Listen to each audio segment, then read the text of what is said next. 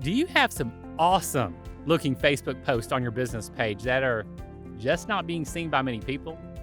Well, today, I'm going to share a secret with you and give you a Facebook boosting tutorial in this episode of IDM's Greg's Friday Tip Day, so stay tuned.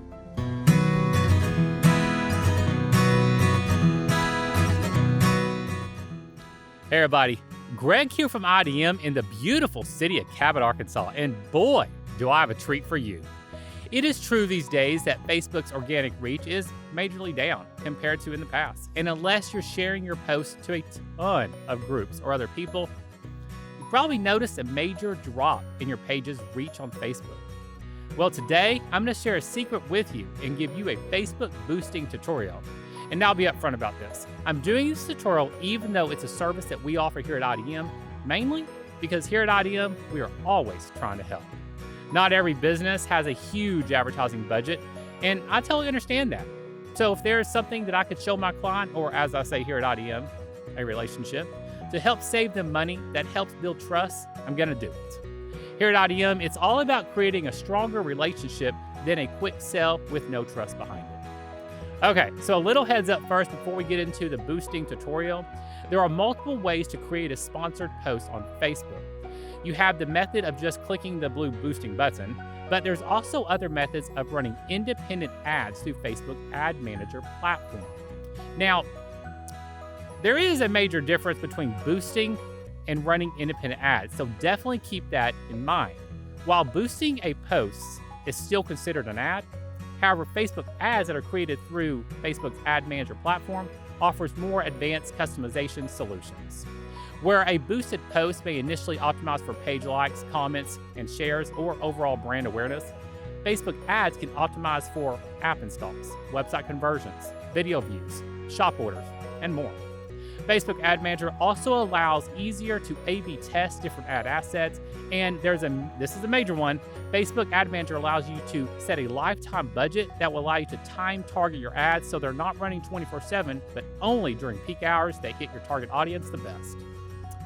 So definitely keeping in mind that there is a major difference between boosting posts and running independent ads through Facebook Ad Manager. Now, of course, over the years, Facebook, just like several other social media platforms, have for sure changed. And more recently, iOS devices like iPhones have made a major operating system update that introduced the App Tracking Transparency feature. Now, I'm not really going to talk about this new App Tracking Transparency feature on iOS devices, but I will say it basically prevents Facebook from tracking users unless the user opts in via the iOS device setting menu across apps that Facebook doesn't own. It hinders Facebook from tracking targeting effectively since it lacks the information about users' behavior outside of its own app on iOS devices only. At the same time, Facebook does still collect a ton of data on user behavior from its own app. For example, pages you follow, posts you like. So Facebook's demographic and detailed targeting are still a major tool for promoting your business on Facebook. Okay, here it is, the moment you've been waiting for. Here is IDM's Facebook boosting tutorial. First, go ahead and pull up your Facebook business page and find a post you want to promote, and just go ahead and click on the little blue button labeled Boost Post. You should now be on the Boost Post page and see the ad preview of your post you selected. Remember, these steps work both on desktop and inside the Facebook app.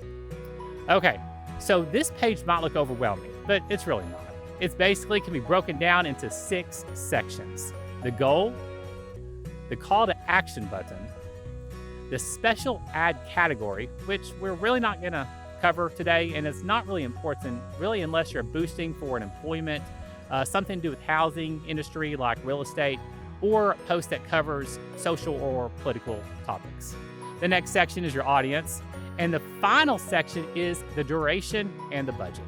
Okay, let's start at the top with the goal of the boost. As you can see here, there are several goals you can pick from, depending on the results you would like from this ad. Now, the first thought is usually just to pick get more leads. But remember that we need our posts to stand out. So in addition to having an awesome graphic, we need our post to create a social proof stamp. And a social proof stamp is basically just a trust badge. So for more information on trust badges, head over to idmarkansas.com and check out my episode number 74. simply by clicking on the Greg's Friday Tip Day button. In the world of social media, a trust badge is going to be showing a post with a lot of engagements, like comments, likes, and hearts.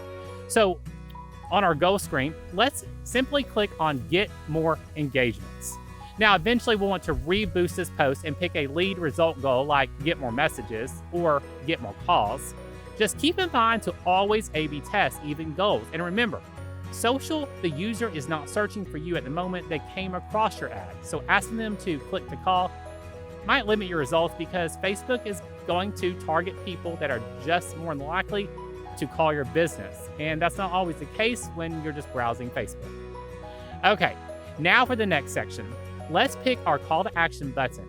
Now, depending on the goal you selected, this could look a little different here.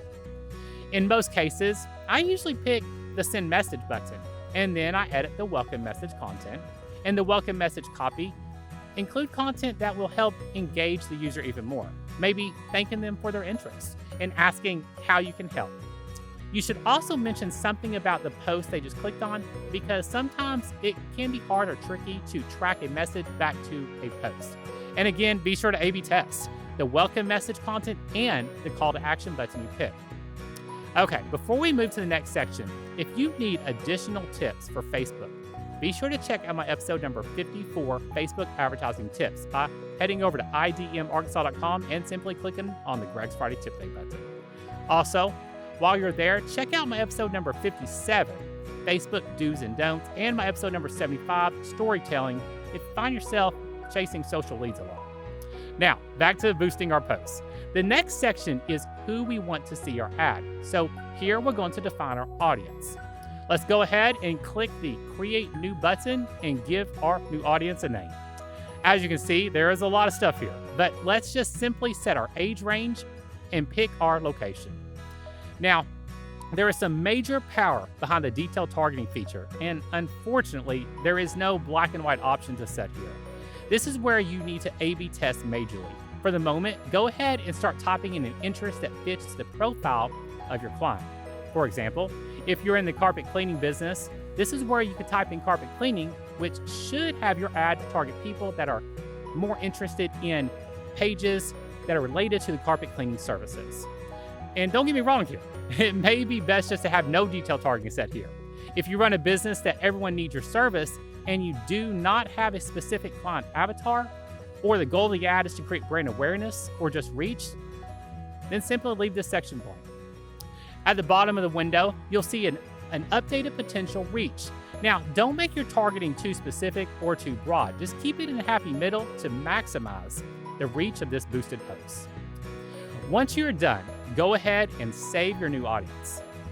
Now for the final section we want to cover is the duration of our boost and the budget.